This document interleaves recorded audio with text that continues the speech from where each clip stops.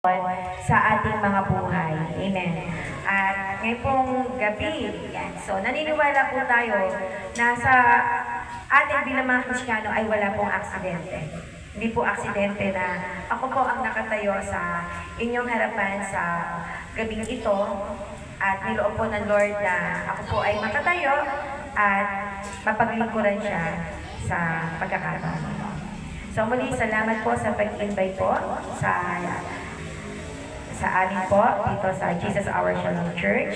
God bless po sa inyong lahat at sa bawat isa po sa atin. Amen po rin po ang Panginoon. At naniniwala po ako, nakita ko na blessed po ang bawat isa sa atin. Amen. Talagang sa pagpapatotoo pa lang, talagang walang pagsidlan ng kagalakan ang bawat isa sa atin. Dahil nalalaman natin na ang mga pagpapalang ito, ang mga biyayang ito ay buhat sa atin ng Panginoon. Amen po ba yan? Amen. To God be all the glory. Sa gabing ito po, ang ating pong pagbubulay-bulayan ay mula po sa unang Juan 4, at 19.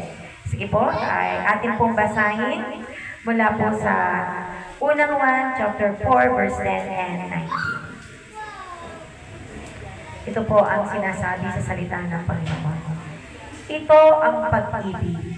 Hindi sa inibig natin ng Diyos, kundi tayo ang inibig niya at sinugo niya ang kanyang anak upang maging handog para mapatawad ang ating mga kasalanan. Tayo'y umiibig sapagkat ang Diyos ang unang umibig sa atin. Tayo po'y manalangin. Aming Diyos, Ama na mapangyarihan sa lahat, salamat po sa pagkakataong ito na muli po ay maibabahagi po namin, Lord God, ang iyong mga salita na punong-puno ng pag-ibig. Salamat po sa iyong dakilang katapatan, Panginoon. Salamat po sa inyong pag-ibig sa amin na kayo po ang unang nagpadama. Pagpalain po ang bawat salita mo, Panginoon, sa gabing ito. At tunay nga po na ito'y magrema sa ating mga puso, Lord. Dalain ko na ihanda niyo po hindi lang ang tenga, kundi gayon din po ang mga puso ng mga nakikinig ng iyong mga salita, Panginoon. Na ito po ay tunay na tanggapin nila panampalatayanan sa kanilang mga buhay. Ikaw po ang maluwalhati sa aming mga buhay, O God. In Jesus' name we pray. Amen. Amen. Purihin po ang Panginoon. At sa gabi pong ito, ang pamagat po ng aking pong ibabahagi sa inyo ay ang pag-ibig ng Diyos ang nagtutulak sa atin upang ibigin siya. Ulitin nga po natin, ang pag-ibig ng Diyos ang nagtutulak sa atin upang ibigin siya. Tuwa-tuwa po ako kanina doon sa opening song natin na mahal kita, Panginoon. Kasi tungkol po sa pag-ibig ng Diyos ang ating pag-uusapan. Amen po. Dahil kapag pinag-uusapan natin ang pag-ibig ng Diyos, nakikita natin kung gaano tayo ka-bless. Amen, mga kapatid. Kung gaano tayo ka-bless na inibig ng Diyos kahit na tayo ay mga makasalanan. Amen po, mga kapatid. So, alam naman po natin na ang pag-ibig ng Diyos ay agape love or unconditional love. Ibig sabihin, kahit sino ka pa, kapag inibig ka ng Diyos nang walang hanggan, di po ba? Hindi kayang sukatan. So, hindi natin kayang sukatin ang pag-ibig ng Diyos. Ibig sabihin, hindi rin natin kayang unawain. Bakit ang kagaya ko, ang kagaya mo, ay iniibig ng Diyos. Kahit hindi tayo kaibig, inibig tayo ng Diyos. Amen po ba doon? Yan. Kaya po, sabi nga, kapag ang isang tao ay nakaranas ng pag-ibig ng Diyos, hindi maaaring hindi niya iibigin ang Diyos. Amen po ba doon? Normal na gagawin niya ito. Hindi na kailangan pwersahin, takutin, at pilitin. Sapagkat kusang dadalo ito na iibigin niya ang Diyos. Amen po ba? Sa halimbawa dito sa Lucas chapter 7:37 to 50, sabi dito, sa bayang iyon, may isang babaeng kilala sa pagiging makasalanan. Nabalitaan niyang kumakain si Jesus sa bahay ng Pariseo, kaya pumunta siya roon at nagdala ng pabango na nasa isang sisidlang yan sa batong alabastro. Lumapit siya sa likuran ni Jesus sa bandang paanan. Doon ay umiyak ang babae at tumulo ang luha niya sa paa ni Jesus. Pagkatapos, pinunasan niya ito ng kanyang buhok, hinalikan at binuhusan ng pabango. Nang makita iyon ng Pariseyong nag-anyaya kay Jesus, inisip niya kung talagang propeta ang taong ito. Alam sana niyang masama ang babaeng ito na humihipo sa kanya.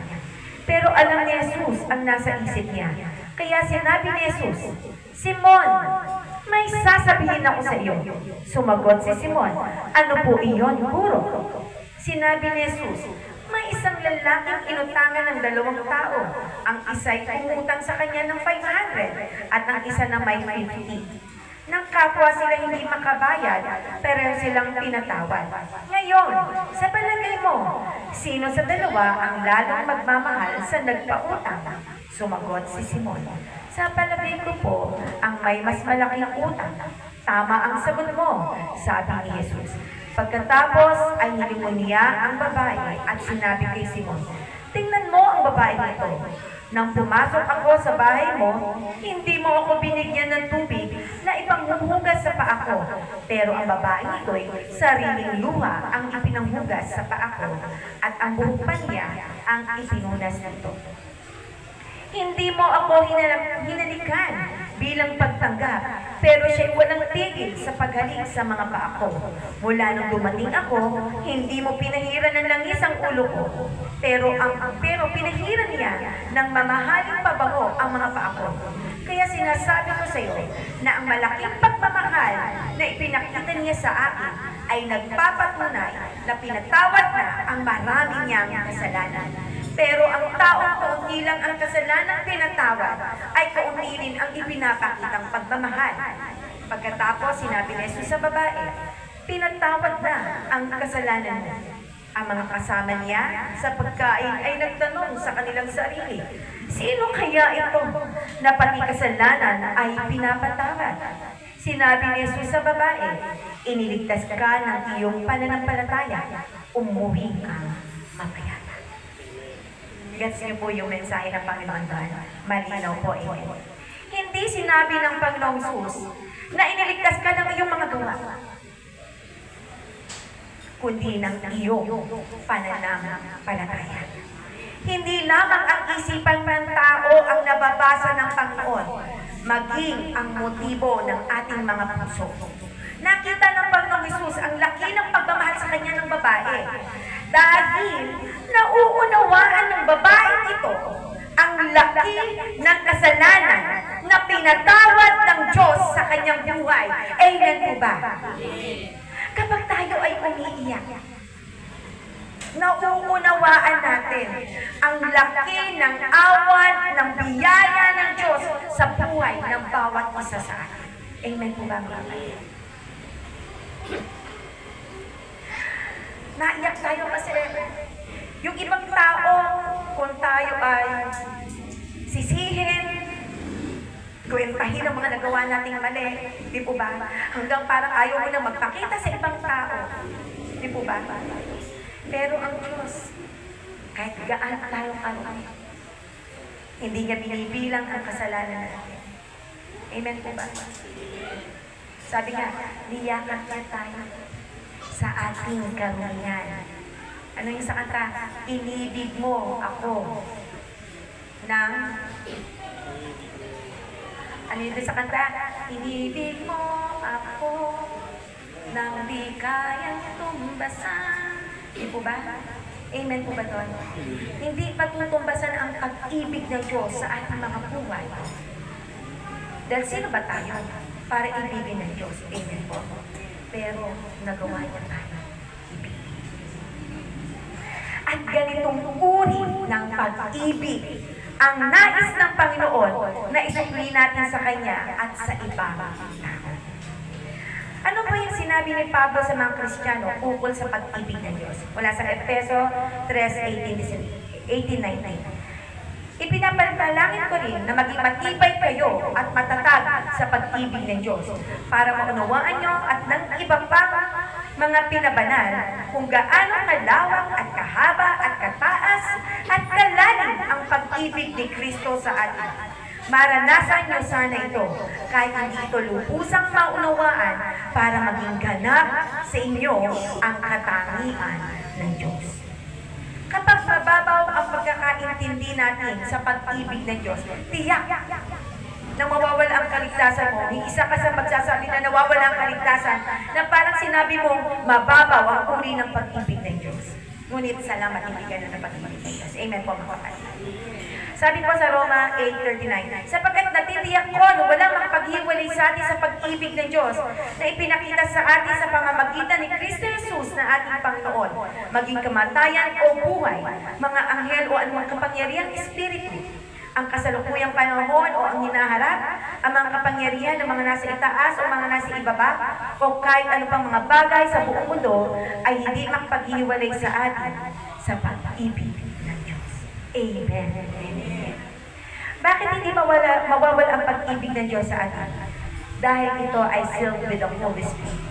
Amen, mga kapatid. At ano ang nagagawa ng pag-ibig ng Diyos sa buhay natin para ibigin siya? Una, ang pag-ibig ng Diyos ang nagpapalabot sa puso natin para ibigin siya. Minsan, nagiging hard tayo sa lahat ng bagay. Hard sa Diyos. Kanina nga sabi ni nanay, mananampalataya pa ako sa Diyos. Pero salamat, sabi nga ni nanay, hiningin niya na yan ang kapan. Amen po ba? Hard sa kapwa. Dumarating ang panahon na pinalalabot ng Diyos ang puso natin at paano ito ginagawa ng Diyos. Halimbawa po, gaya ng karne, di po ba? Matigas at makunat na karne. Paano ito pinalala? Kailangan ng pressure po. Ibig sabihin, sa buhay din natin, kailangan din natin isa ng pressure. Amen, mga kapatid? Kailangan din natin pagdaanan ang mga pressure ng buhay upang maging soft, malambot ang puso natin sa Kanya at sa ating kapwa. Nais ni Lord na magkaroon tayo ng humble heart sa iba na tulad natin ay naranasan din nila ang pag-ibig ng Diyos na naranasan natin sa pamamagitan ni Kristo Jesus na ating Panginoon. Mahal ka ng Diyos, kaya niya ginagawa. Sabi nga, dinadaan tayo sa apoy, di po ba? Hindi upang sumuko sa pananampalataya sa Diyos, kundi upang patunayan na yung pananampalataya iyon ay dalisay at tunay. Amen po ba? Amen. At ang pag-ibig niya, ang tunay na nagpapalambot sa ating mga puso. At gayon din para sa Kanya at sa kapwa-tao natin. Amen po mga kapatid. Resulta nito, naaunawaan natin kung gaano kadakila ang pag-ibig ng Diyos. Hindi lang para sa iyo, kundi maging sa iba na sa tingin natin ay mas malaki ang kasalanan natin. Kasi pag nakakakita tayo ng masyadong makasalanan, feeling natin they don't deserve the forgiveness of God. And what they deserve. Para sa atin, they deserve hell. Pero hindi ganun ang Diyos. Hindi ganun ka-hard ang Diyos sa atin. Nakita ng Diyos ang kasalanan natin. Kaya nga ibinigay niya ang kanyang bugtong na anak na si Jesus. Amen po. Upang ang sino mang sumampalataya sa kanya ay hindi mapahamak, kundi magkaroon ng buhay na wala hanggan. Hindi lang ninais ng Diyos na mapatawad tayo, kundi magkaroon din ng buhay na wala hanggan. So muli, ano ang nagagawa ng pag-ibig ng Diyos sa buhay natin para ibigin siya? Una, ang pag-ibig ng Diyos ang nagpapalambot sa puso natin para ibigin siya. Ikalawa, ang pag-ibig ng Diyos ang lumilimot sa masasama nating mga gawa para ibigin siya. Amen po ba doon, mga kapatid? Nagbibilang ka ng mga masasama mong nagagawa. At mahaba siguro ang listahan mo sa mga mali mo. Pero sa Diyos, limot agad. Dahil ganon ang pag-ibig ng Diyos. Sabi po doon sa Awit 103, ang Panginoon ay mahabagin at matulungin. Hindi madaling magalit at sagana sa pagmamahal. Hindi siya palaging nanunumbat at hindi nananatiling galit. So, ibig sabihin, nakakaranas din tayo ng pagsumbat. Pero sabi, hindi siya palaging nanunumbat at hindi nananatiling galit. Galit ang Diyos sa kasalanan. Pero iniibig niya tayo. Amen po, mga kapatid. Kaya nga gumawa siya ng paraan. Amen. Hindi niya tayo pinarurusan ayon sa ating mga kasalanan. Hindi niya tayo pinagantihan batay sa ating pagpagkulang. Dahil kung gaano man kalaki ang agwat ng langit sa lupa, ganon din kalaki ang pag-ibig ng Diyos sa mga may takot sa Kanya. Kaya ba natin sukatin ang agwat ng langit sa lupa? Sino po rito? Sino yung magaling sa calculation? Siguro kung kahit na ikaw yung sabi natin, math wizard dito, hindi mo kaya sukat. Ganon ang lawak ng pag-ibig ng Diyos. It's truly unfathomable. Di po ba, mga kapatid? Sabi nga, kung gaano kalayo ang silangan sa kanluran, ganon din niya inilalayo sa atin ang ating mga kasalanan. Kapag nasa silangan tayo, hindi natin basta matatanaw ang kanluran. Ibig sabihin, ganon kalaki ang pag-ibig ng Diyos sa atin. Kung kaya sabi nga, ganon niya inilalayo sa atin ang ating mga kasalanan. So ganon niya nililimot ang ating mga kasalanan. Hindi yung kagaya nating mga tao pag may humingi ng tawad sa atin. Oo, pinatatawad ang noon ko, pero hindi na kita pagtitiwalaan ako. Kilala na kita. Di po ba? Siguro kung ang Diyos natin mapanumbat, baka hindi tayo karapat-dapat, hindi niya tayo iibigin. Hindi tayo magiging karapat-dapat sa pag-ibig niya. Kung bibilangin ng Diyos, di po ba susukatin ng Diyos ang dami ng ating mga kasalanan. Baka hindi niya malimutan. Pero hindi ganun. Hindi mapaniilang Diyos natin. Amen, mga kapatid. Kaya purihin ang Diyos. Kung paano ang Ama ay nahahabag sa kanyang mga anak, ganoon din ang pagkahabag ng Panginoon sa mga may takot sa Kanya. Dahil alam niya ang ating kahinaan. Alam niyang nilikha tayo mula sa lahat. Amen, mga kapatid. Kapag nakita mo ang mga kamalian at kahinaan mo, at ipinagdama ng Diyos ang pagpapatawad niya, dahil sa laki ng pag-ibig niya sa iyo, ito ang magiging dahilan para ibigin mo siya. Amen? Ang mga taong iibig lamang sa Diyos ay yung mga taong nakakaunawa kung ano yung ginawa ng Diyos sa kanyang buhay. Pero yung mga tao na patuloy na nagmamalaki sa Diyos, patuloy na nire-reject ang Diyos, patuloy pa rin nilang hindi nauunawaan ang ginawa ng ating Panginoon. Nakita natin yung babaeng pinatawad ng ating Panginoon Jesus. Amen. Ano ang nakita ng Panginoon Jesus sa kanya? Yung pag-ibig ng babae sa kanya na ipinapakita. Ibig sabihin, ganun kalaki ang pinatawad ng kasalanan.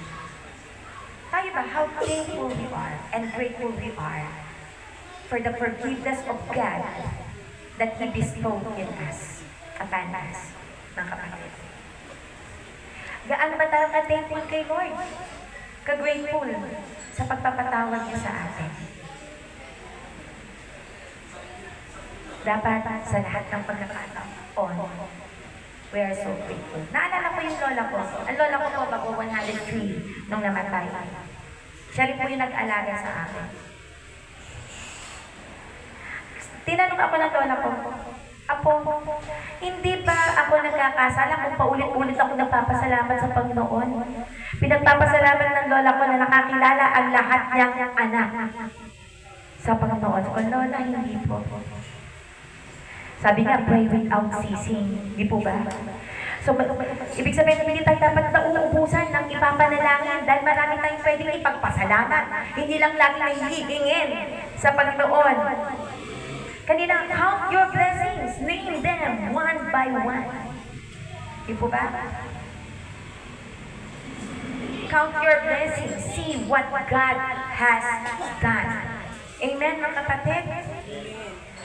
Imbis nga na bilangin natin ang mga heartaches, broken pieces na meron tayo sa ating buhay. Let's count the blessing of God and name them. Sabi nga ni sister, kulang ang oras, ang buong magdamag para pag-usapan natin ang pagpapalas. Amen. At ngayon po, ano ang nagagawa ng pag-ibig ng Diyos sa buhay natin para ibigin siya? Una, ang pag-ibig ng Diyos ang nagpapalambot sa puso natin para ibigin siya. Ikalawa, ang pag-ibig ng Diyos ang lumilimot sa masasama nating mga gawa para ibigin siya. Ikatlo, ang pag-ibig ng Diyos ang nag-uudyok sa atin para maglingkod sa Kanya ng may pag-ibig. Sabi ko sa 2 Corinthians 5:14, sapagkat ang pag-ibig ni Kristo ang siyang nag-uudyok sa amin na sundin ang Kanyang kalooban.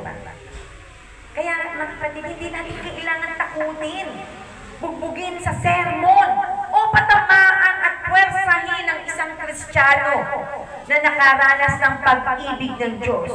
Kusa itong maglilingkod, magkakaloob, magbibigay at sasamba dahil nakaranas siya ng pag-ibig ng Diyos. May pumilit ba sa inyo dito?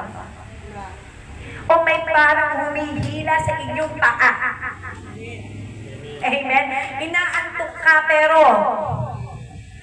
Lord's Day ngayon. This is the day that the Lord has made.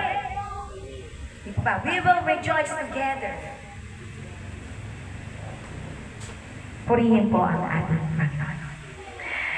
Kaya napakasarap po na alam natin na kaya tayo pupunta dito dahil alam mo iniibig ka ng Diyos. Amen?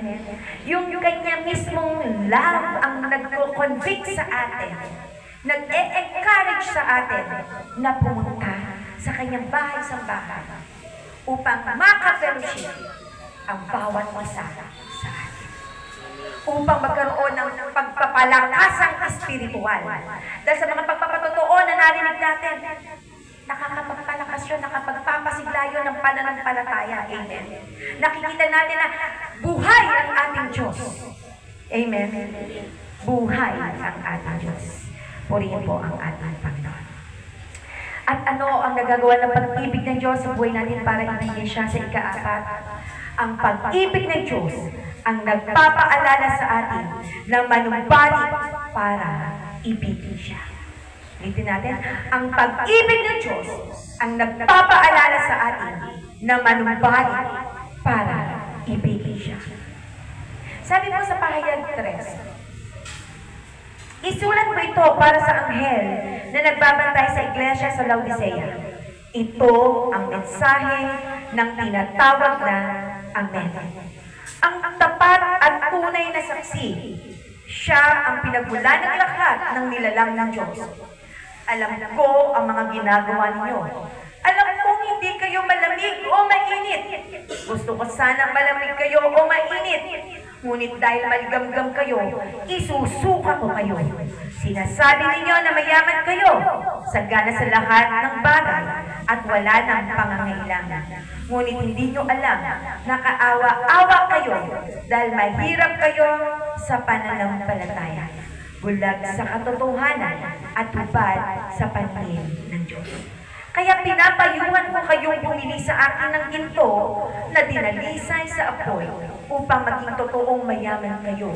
Bumili din kayo sa akin ng puting damit upang matakpan ang nakakahiya ninyong kahubaran at pati na rin ng gamot sa mata upang makita ninyo ang katotohanan. Ang lahat ng minamahal ko ay tinutuwid ko at dinidisiplina. Kaya magsisi kayo at ituwid ang ugali ninyo. Narito ako sa labas ng pintuan ninyo at kumakatok. Kung may makarinig sa akin at buksan ng pinto, papasok ako at magsasalo kami sa pagkain. Purihin ng Diyos sa pagkabasa ng kanyang salita. Kapag nararanasan na ng Kristiyano ang pag-ibig ng Diyos, at dumating na siya'y lumayo, ang Diyos ang magpapaalala sa iyo at kuminsan didisiplinahin ka upang bumalik ka sa pag-ibig niya at ito ang magtutulak sa iyo upang ibigin siyang lang. Kasi ang Diyos natin, naniniwala ko, hindi lang siya Diyos ng pagpapala. Diyos rin siya ng pagpapalo. Ang anak niyo ba na minamahal niyo, hindi niyo ba pinapalo? Bakit niyo pinapalo? Para ba siya magalit at lumayo sa inyo? Kaya niyo pinapalo ang inyong anak. Dahil mahal mo siya. Gusto mo siya, may gusto kang ma-realize niya. Amen, mga kapatid. Tayo ay ganun. May mga pagkakataon na nais ng Diyos na ma-realize natin. Yung pag-ibig niya ay sapat na.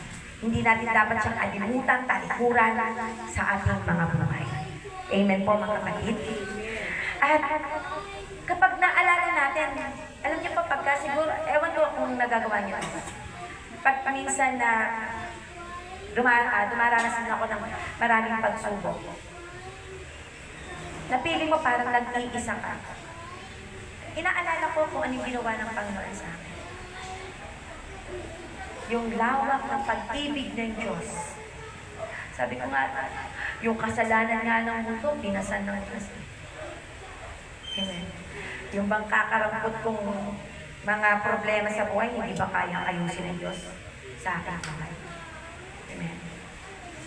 Sabi nga, pinasan ng Panginoon ang sala ng mundo ng mga tao. Yung pa kaya mga problema natin, hindi niya kayang pasan. O hindi niya kayang tulungan, bigyan ng solusyon sa ating mga buhay. Kung naging posible na mapatawad ang ating mga kasalanan, mas posible na magkaroon ng solusyon ang ating mga problema. Alalahanin natin, ganun kalawak ang pag-ibig. Amen. Once na naaalala natin na, si Lord na, kahit ako, mayroong tayong minsan mapatawad o kinaiinsang tao. Pag naiisip natin, si Lord na, pinatawad ako eh. Kahit nakakasuklam ang pag-uugali ko, pinatawad ako ng Diyos. Kahit hindi maganda ang pag-uugali ko, nagawa niya akong patuwarin. Ba't tayo napatawad ng Diyos? Dahil sa ginawa ng ating Panginoong Jesus. Amen. Hindi dahil sa ginawa natin, kundi dahil pinanampalatayanan natin kung anong ginawa niya. Ganun na kalawak ang pag-ibig ng Diyos. Siya pa yung gumawa ng paraan, hindi po ba? Para itulak tayo pabalik sa kanyang pag-ibig. Minsan tayo may ginagawa rin tayong paraan, hindi po ba? Sa mga taong nakakagalit natin, nakakasamaan ng loob. Gumagawa tayo ng paraan para magkaroon tayo ng reconciliation. Hindi po ba? Ganun ang ginawa ng Ama. Di po ba? Ganun ang ginawa ng ating Ama. Ibinigay niya yung kanyang buktong na anak. Upang ang sino mang sumampalataya sa kanya ang magkakaroon ng pakikipagkais sa kanya. Di po ba? Magkakaroon ng peace with Him. Yun yung tunay na kapayapaan na sinasabi na kapayapaan ang iniwan niya sa inyo. At ang kapayapaan yun ay hindi kapayapaan na ibinibigay ng mundo. Dahil ang kapayapaan na meron tayo ay yung tunay na pakikipag-ugnayan natin sa Ama sa pamamagitan ng kanyang bugtong na anak na si Kristo Jesus. Amen. Palakpakan naman natin ang Panginoon.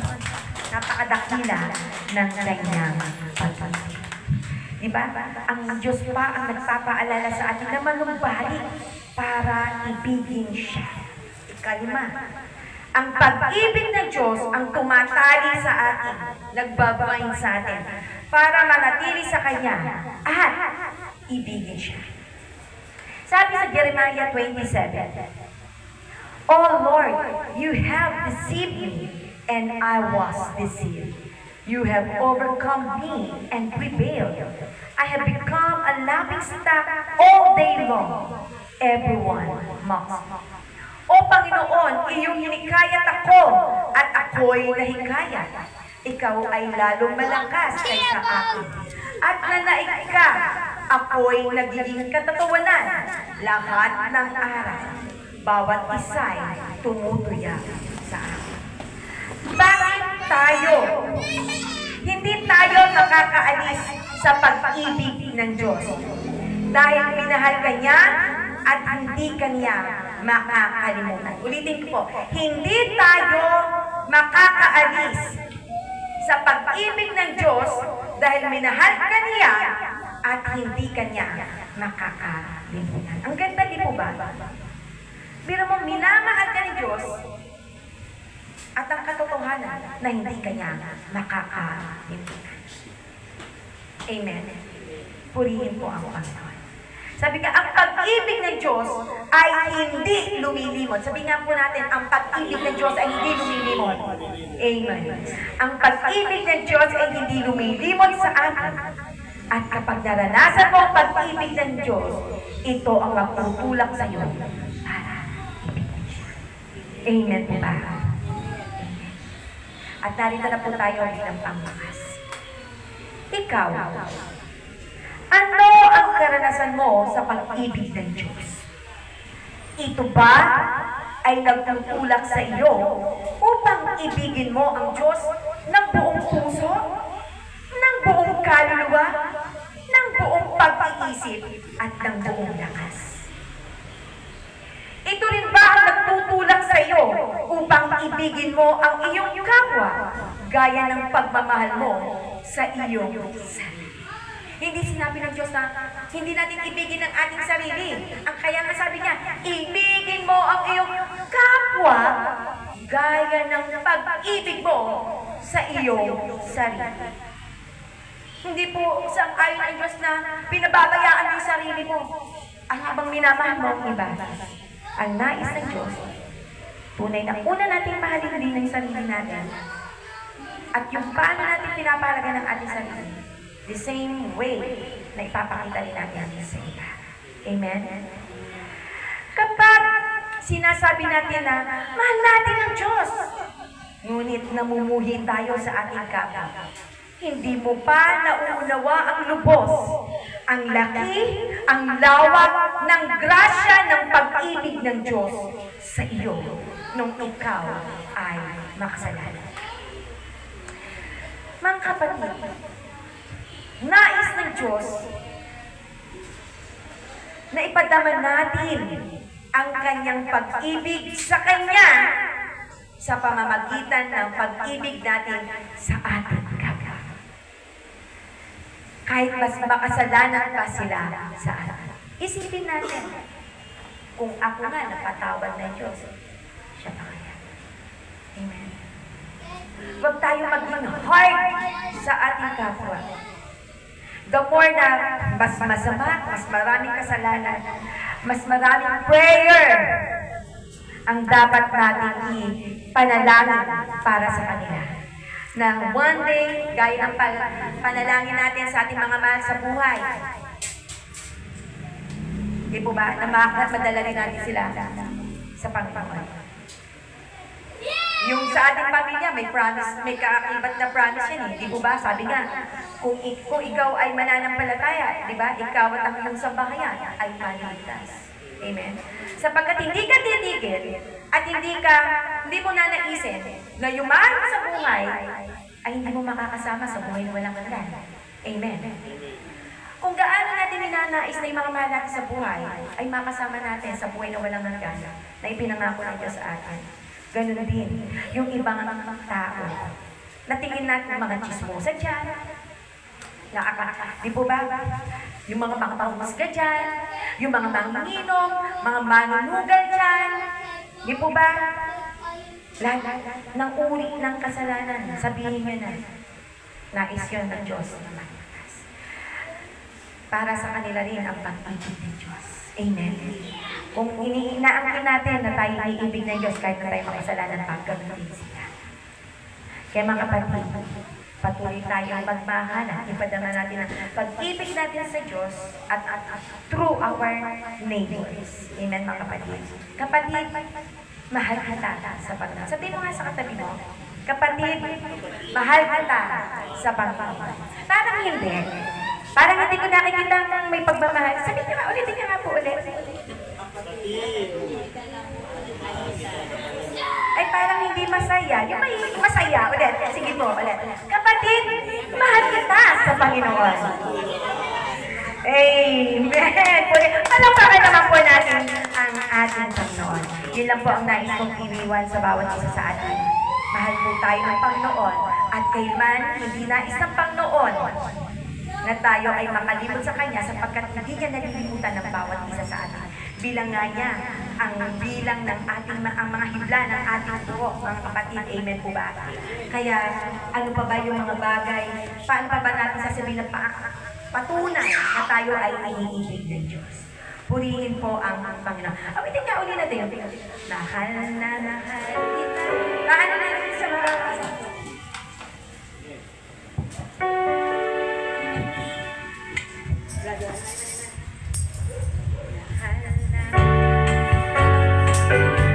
Praise the Lord.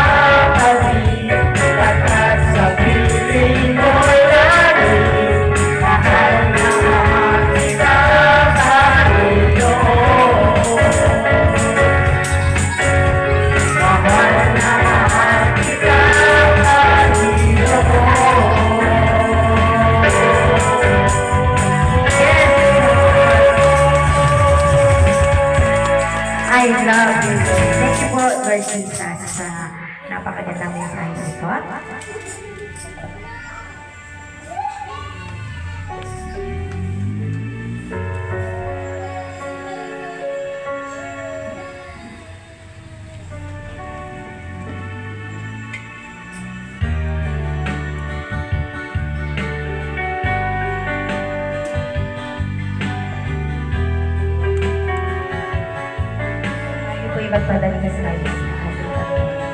Pusong dalisay ang aking nais,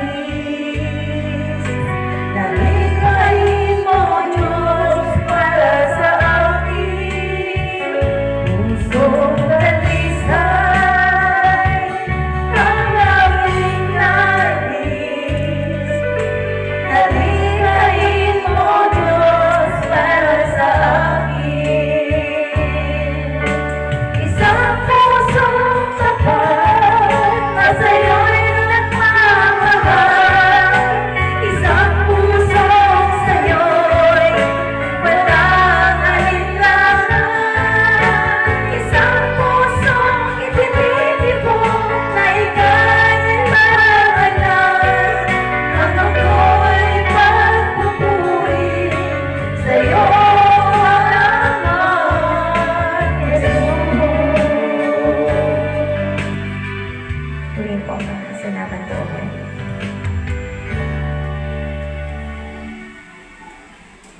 Hawakan po natin ang ating mga tinapay. Sapagkat ito ang turo na tinanggap ko mula sa Panginoon at ibinigay ko naman sa inyo. Noong gabing siya'y ipinagkaloob, ang Panginoong Sus ay dumampot ng tinapay, nagpasalamat at pinagpirapiraso iyon at sinabi, ito ang aking katawan na inihahandog para sa inyo. Gawin niyo ito bilang pag-alaala sa akin. Sabay-sabay po natin.